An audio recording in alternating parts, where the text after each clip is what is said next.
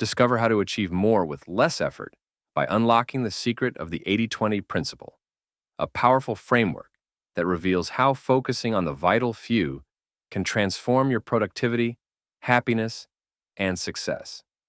We'll cover the entire book in just a few minutes. Chapter 1. Welcome to the 80-20 principle. Imagine walking into a room where a handful of people are energetically networking, while the rest are just milling about aimlessly. In that moment, you might notice that the most connections, deals, or insights are generated by only a few of the attendees. This is the essence of the 80-20 principle, also known as the Pareto Principle, a concept that says 80% of results often come from just 20% of the efforts. In this chapter, we're introduced to this groundbreaking idea, originating from the work of Italian economist Vilfredo Pareto. The principle initially described how 80% of Italy's wealth was owned by 20% of its population. Yet this same pattern, this inherent imbalance, appears everywhere. It's not just about wealth, it's about how a few customers create the bulk of a company's revenue, how a few hours of focused work yield most of the day's productivity, or even how a small selection of friends provide most of our emotional support. This is a revelation, isn't it? We're so often taught that hard work is the ultimate key to success. But the 80-20 principle challenges us to ask, are we working hard on the right things? By identifying the vital 20% of tasks, people, or resources that yield the most impact, we can focus on what truly matters and leave the rest behind. Picture your own life. Maybe you've been running on a treadmill, trying to tackle a never-ending to-do list. What if you could pinpoint the small actions that make the biggest difference? As the chapter explains, the 80-20 principle isn't just an idea. It's a tool to completely transform the way you live and work. So, as we embark on this journey, here's a powerful thought. Progress doesn't mean doing more.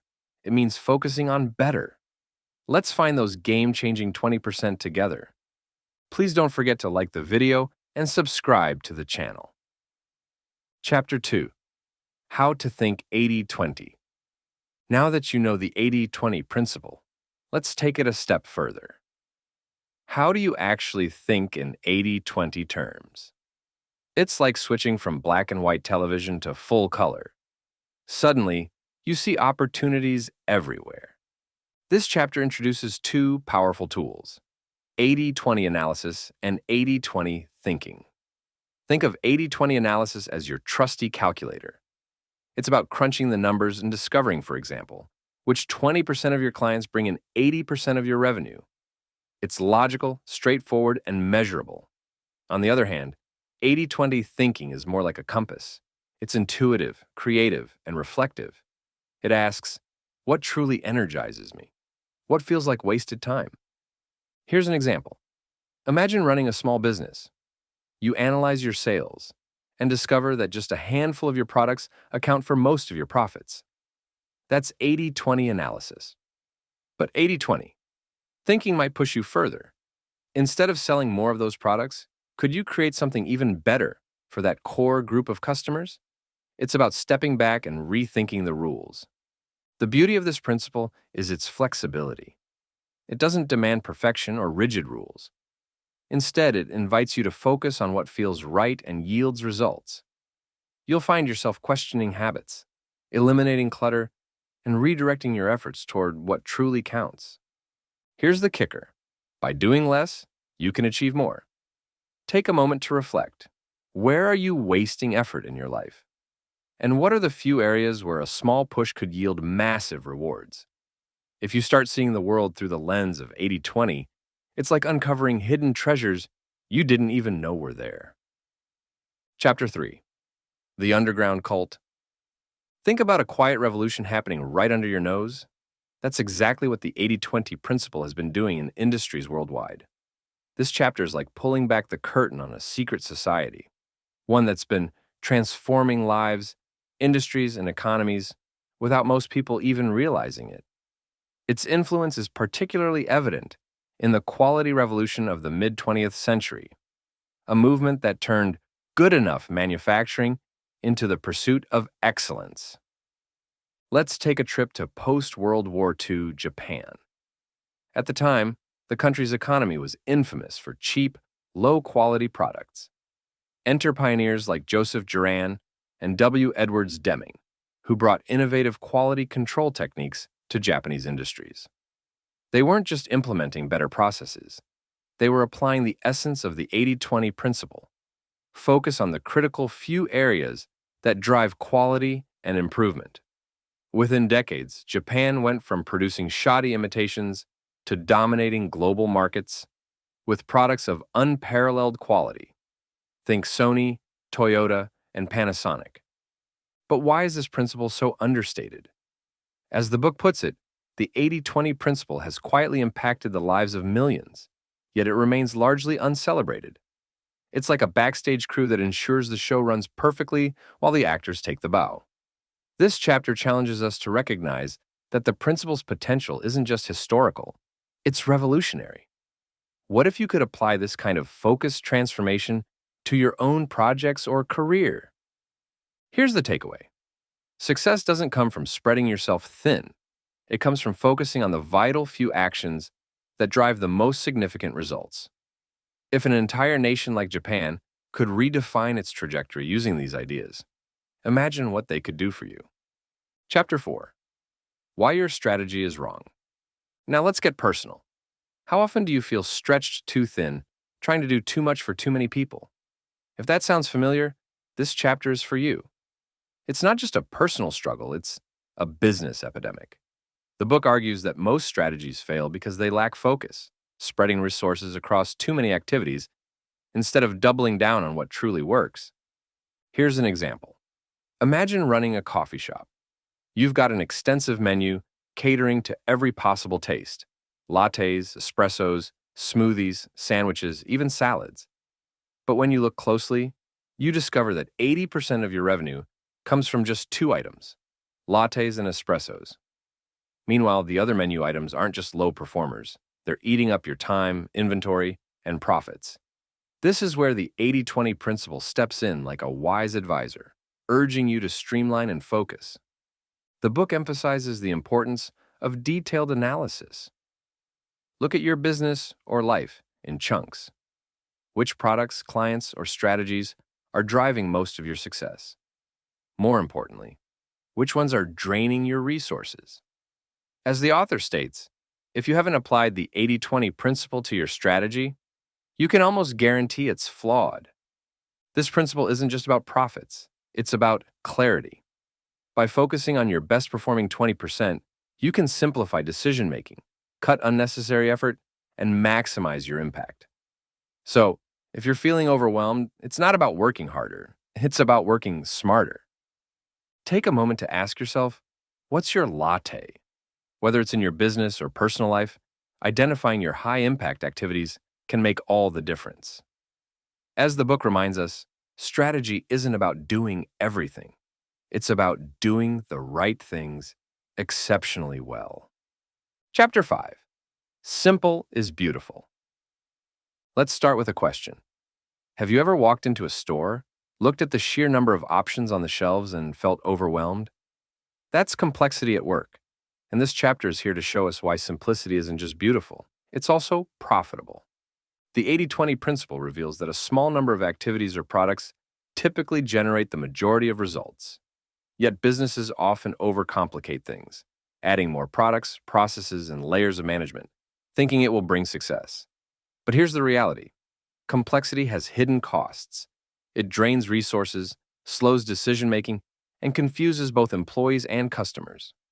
Think about some of the most successful companies, like Apple, which built its empire on sleek, simple designs and a focused product lineup. This chapter highlights the beauty of simplicity. By eliminating unnecessary complexities, businesses can free up time, energy, and money to focus on what truly matters. Those few high-impact activities that deliver the most value. For example, streamlining operations or cutting underperforming product lines can drastically increase profits and efficiency. The lesson here is clear. Complexity isn't a badge of honor, it's a barrier to success. Simplicity allows businesses to focus on their strengths, delight their customers, and grow sustainably. If you want to achieve big results, start by thinking small. What can you simplify in your business or life today? Chapter 6. Hooking the right customers. Now, let's shift the focus to customers. Here's a powerful thought. Not all customers are created equal. Some are casual browsers, while others are loyal fans who keep coming back, bringing their friends and family with them. This chapter teaches us that the key to long-term success lies in identifying and cherishing those core customers. The 80-20 principle tells us that 20% of customers are likely responsible for 80% of revenue or profit. These aren't just numbers, they're people. And the best way to keep them? Deliver what the book calls outrageous service. Think about a time when a company went above and beyond for you. Maybe it was a restaurant that remembered your favorite dish, or a business that resolved an issue so quickly it left you smiling. That's the kind of experience that turns customers into lifelong advocates. But before you can wow these customers, you need to know who they are.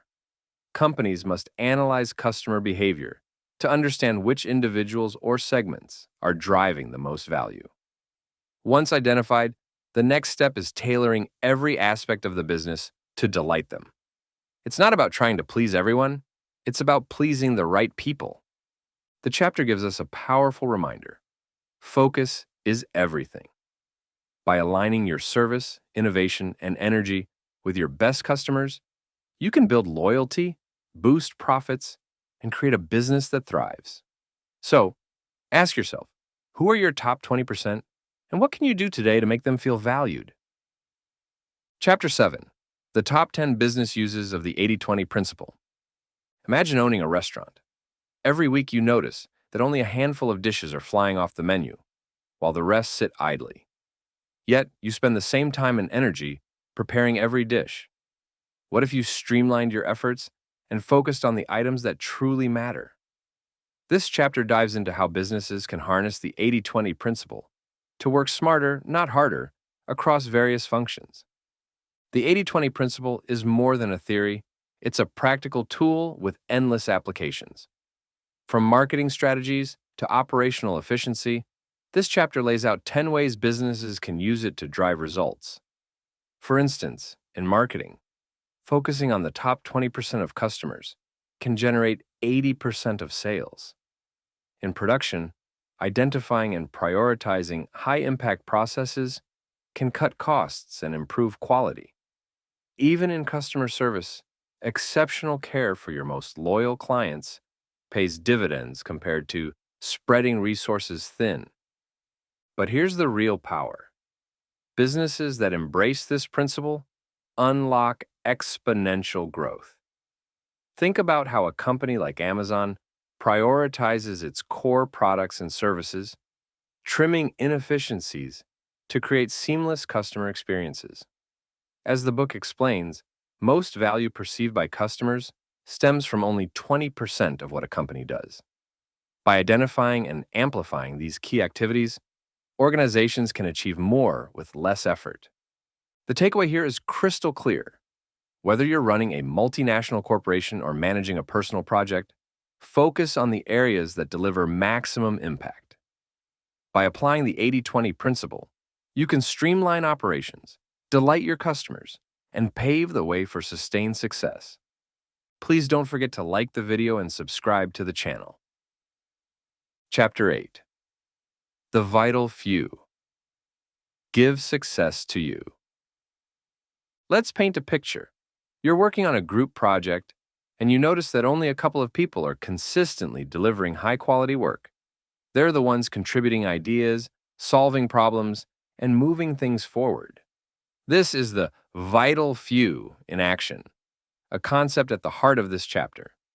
The 80-20 principle teaches us that a small portion of inputs, whether they're people, tasks, or resources, drives the majority of results. This isn't just a business idea.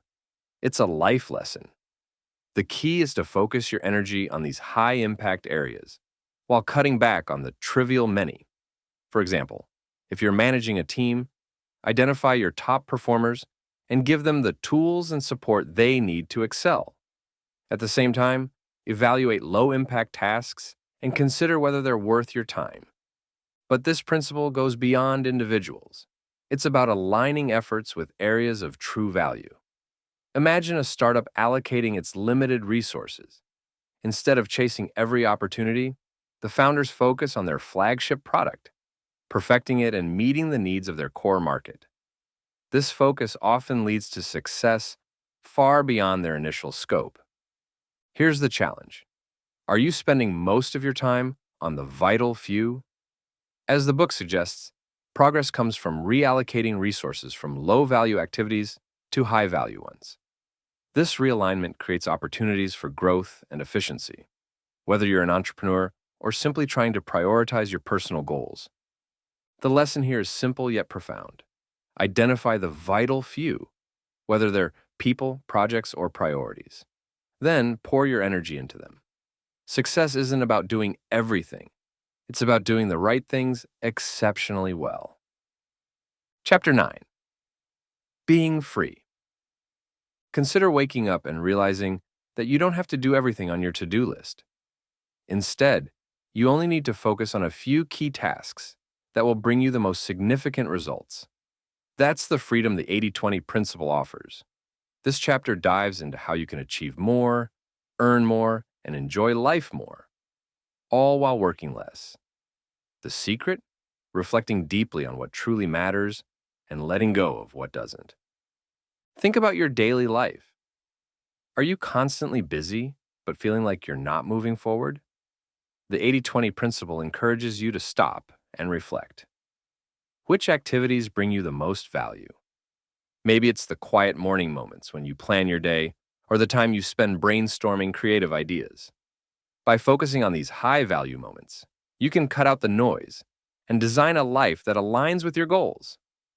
True freedom, the book argues, comes from a shift in mindset. You need to embrace unconventional thinking and prioritize what matters most, even if it feels counterintuitive at first.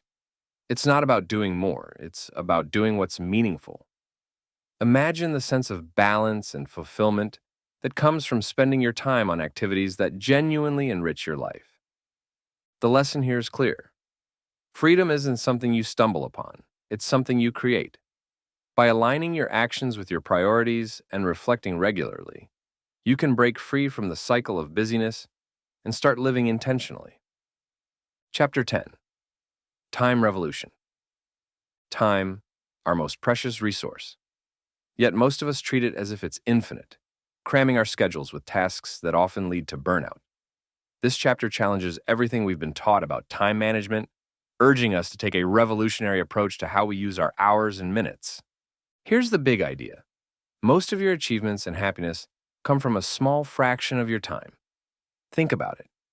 Maybe your most productive work happens in a focused 2-hour window, or your happiest moments are those brief but meaningful conversations with loved ones. The 80-20 principle helps you identify these high-impact periods so you can maximize their value. Traditional time management tells us to be more efficient, to squeeze more into the day. But this chapter argues that's the wrong approach. Instead, we need to transform how we think about time entirely. Focus on the 20% of moments that bring 80% of results or joy. It's about prioritizing quality over quantity. Imagine how this could look in your life. Maybe you delegate routine tasks or say no to obligations that don't align with your goals. Suddenly, your calendar isn't crammed, and you're free to spend more time on what truly matters, whether it's launching a passion project or enjoying a peaceful evening. The takeaway is simple but profound. Time isn't just something to manage, it's something to prioritize. By focusing on the periods that bring the most impact, you can revolutionize your life and discover more happiness, productivity, and fulfillment than you ever thought possible. Chapter 11.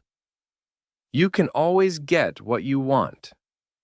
Have you ever felt like you're chasing after so many things but still not getting what you truly want? It's a frustrating cycle.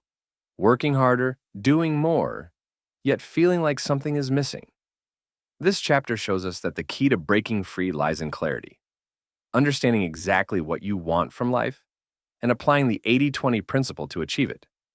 The truth is, much of what we do each day doesn't contribute meaningfully to our happiness or success. The 80-20 principle reminds us that 20% of our efforts create 80% of our outcomes. The challenge is figuring out which 20% matters most. It could be the projects that excite you, the relationships that uplift you, or the moments of rest that recharge your energy. This principle isn't just about cutting out waste, it's about directing your energy toward what truly fulfills you. The author encourages us to imagine our ideal life. What does it look like? Is it a career that aligns with your passions, a loving family, or time to explore hobbies that bring you joy? By defining your goals and eliminating low-value activities, you can create a life where you achieve more with less effort. But here's the catch. This requires ongoing reflection and adjustment. Life evolves, and so should your priorities. So, take a moment to pause. Think about what truly matters to you. The 80-20 principle isn't just a productivity tool. It's a guide to designing a life that's not just busy, but deeply satisfying. Chapter 12, with a little help from our friends. Now let's talk about relationships, the glue that holds our lives together. This chapter highlights a universal truth. Relationships define who we are and shape what we achieve. But not all relationships are created equal. The 80-20 principle applies here too. 80% of the value in your relationships comes from just 20% of the people in your life. Think about your closest friends, family members, or mentors. These are the people who lift you up, challenge you to grow, and celebrate your victories. Compare them to the countless casual acquaintances or distant colleagues who barely leave a mark on your life. It's clear that focusing on a few meaningful relationships has a far greater impact than spreading yourself thin across many shallow connections. This principle doesn't just apply to personal relationships. It's crucial in your professional life as well. Whether it's building strong alliances with key colleagues or cultivating mentorships, a few well-chosen connections can open doors and accelerate your success.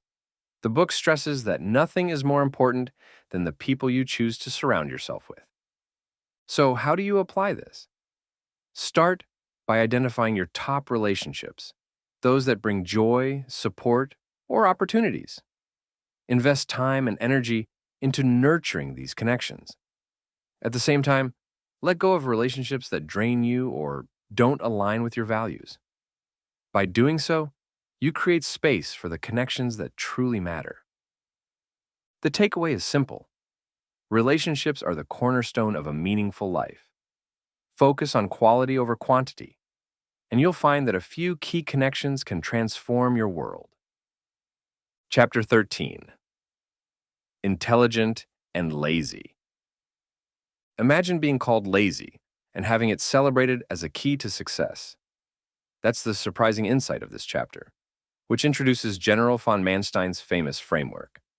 According to von Manstein, people fall into 4 categories: intelligent and diligent, stupid and diligent, intelligent and lazy, and stupid and lazy. Out of all these, the intelligent lazy are considered the most suited for leadership. Why? Because they focus on the highest value tasks and find the simplest path to achieve extraordinary results.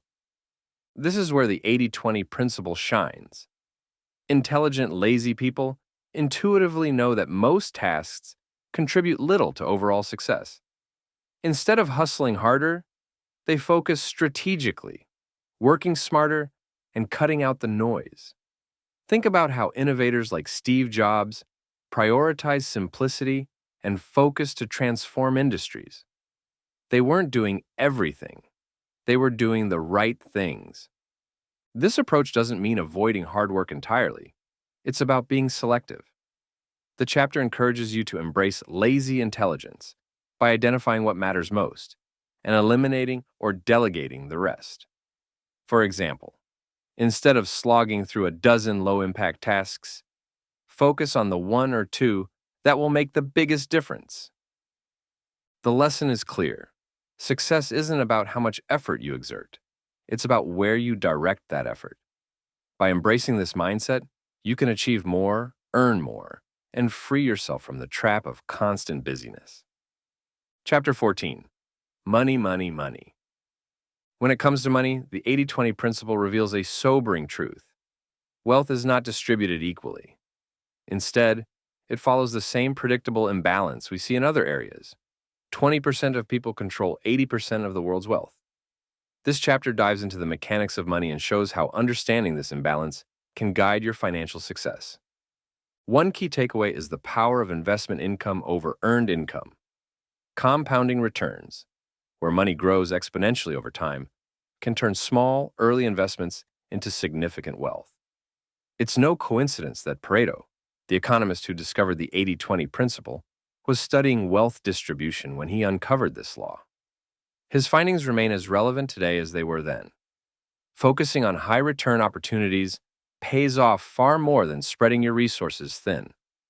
For example, starting to invest early, even with modest amounts, can yield tremendous results over decades. This isn't just about stocks or real estate. It's about aligning your financial strategies with your strengths and long-term goals. The chapter encourages simplifying your approach to money, avoiding unnecessary risks, and focusing on what consistently generates value. Think of financial success as a garden. You plant seeds, investments, nurture them, and let compounding growth do the heavy lifting. The challenge is identifying which seeds to plant, those that align with your skills and temperament, and culling those that don't thrive. The message is empowering. You don't need to be born into wealth to build it. By understanding how money follows the 80-20 principle, you can take deliberate steps to grow your financial future with clarity and purpose. Please don't forget to like the video and subscribe to the channel. Chapter 15. The 7 Habits of Happiness. Happiness. It's something we all strive for, but how often do we stop to think about where it truly comes from? This chapter reminds us that happiness, like success, follows the 80-20 principle. A small portion of our time and activities generates most of our joy, while the rest is often wasted on things that barely move the needle. Imagine your week. What are the moments that bring a genuine smile to your face? Maybe it's a walk in nature, a deep conversation with a friend, or the satisfaction of finishing a creative project. These are your vital few happiness triggers. The book emphasizes the importance of identifying and expanding these moments, while cutting out activities that leave you stressed or unfulfilled. But happiness isn't a passive state. It requires practice. Daily habits like reading, helping others, or spending time with loved ones can create a ripple effect of joy. The author also cautions against letting your happiness atrophy, comparing it to a muscle that needs regular exercise. Simply put, the more you nurture happiness, the more it grows. So, what's the secret? Start small. Identify 3 activities that consistently make you happy and prioritize them this week. Spend time with people who uplift you and let go of unnecessary obligations. Happiness isn't about chasing more, it's about savoring what truly matters. Chapter 16. The 2 Dimensions of the Principle. As we reach the final chapter, the book takes us deeper into the heart of the 80-20 principle. It's not just a tool for productivity or efficiency. It's a philosophy for living. This chapter introduces us to the principle's 2 dimensions: efficiency and life enhancement. Together, they create a powerful balance for a fulfilling life. Efficiency is about minimizing wasted effort. Think about a task you dread, something time-consuming but ultimately unimportant. Now imagine cutting that task out entirely, or doing it more briskly, freeing up time and energy for what truly matters. That's efficiency in action. But efficiency alone isn't enough. The second dimension, life enhancement, is about focusing on the activities, people, and experiences that bring joy and meaning. The book describes these 2 dimensions as complementary opposites, like yin and yang. Efficiency clears the clutter from our lives, while life enhancement fills the space with richness and purpose. Imagine spending less time on emails or errands and more time pursuing a hobby, deepening a relationship, or simply relaxing. The takeaway: regularly assess your commitments and ask yourself, is this task adding value to my life? If not, delegate it, minimize it, or cut it entirely. Then, Use that newfound time to focus on the vital few that bring fulfillment. It's a simple formula. Do less of what drains you and more of what uplifts you. When you strike this balance, you don't just live efficiently, you live well.